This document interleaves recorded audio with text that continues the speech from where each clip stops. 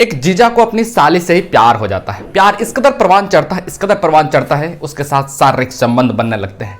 अब वो गर्भवती हो जाती है। उसके बाद फिर मामला जो खुलता है शायद चौंकाने वाले खुलासे होते हैं। मैं बात कर रहा हूं उत्तर प्रदेश का एक जिला लगता है आगरा। आगरा जिला अंतर्गत एक जगह लगता है मैनपुरी। मैनपुरी में एक परिवार ठीक ठाक से जिंदगी गुजर बसर करता है।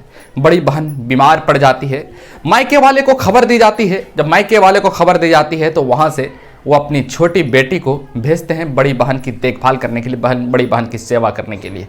अब वो बीमारी थोड़ा लंबा चलता है। अब वहाँ अब वो बड़ी बहन की सेवा करते करते जीजा को ही दिल दे बैठती है। अब जीजा को ही दिल दे बैठती है। अब जीजा के साथ ही प्यार कर बैठती है।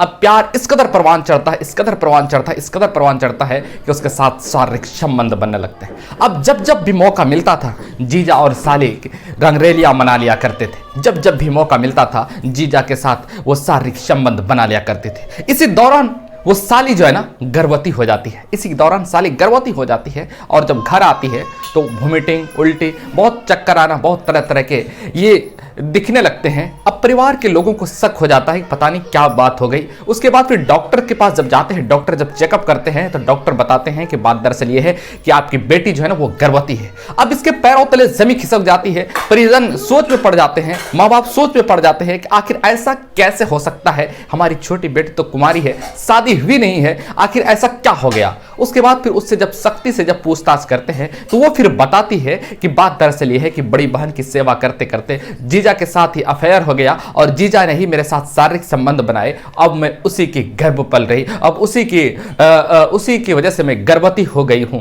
उसके बाद फिर कहते हैं आगे कुछ भी हो जाए, आंधी आए तूफान आए, मैं तो जीजा के साथ ही रहूंगी। उसके बाद फिर ये परिवार के लोग सोच में पड़ जाते हैं। परिवार के लोग दिमाग उसका ऐसा काम करना बंद कर देता है कि आखिर ऐसा आखिर क्यों हो गया, क्या हो गया। उसके बाद फिर पुलिस तक मामला पहुंचते हैं। पुलिस उसको कब्जे में लेते हैं, जीजा को भी हिरासत में लेते हैं और कोर्ट में जब बयान दर्ज कराता है, कोर्ट में कहते हैं कि हम अपनी पत्नी को भी साथ रखेंगे, अपनी साली को भी साथ रखेंगे। इधर पुलिस से एक पत्रकार पुलिस से जब सवाल पूछते हैं तो बताते हैं कि अभी ऐसी कोई बात नहीं आई है।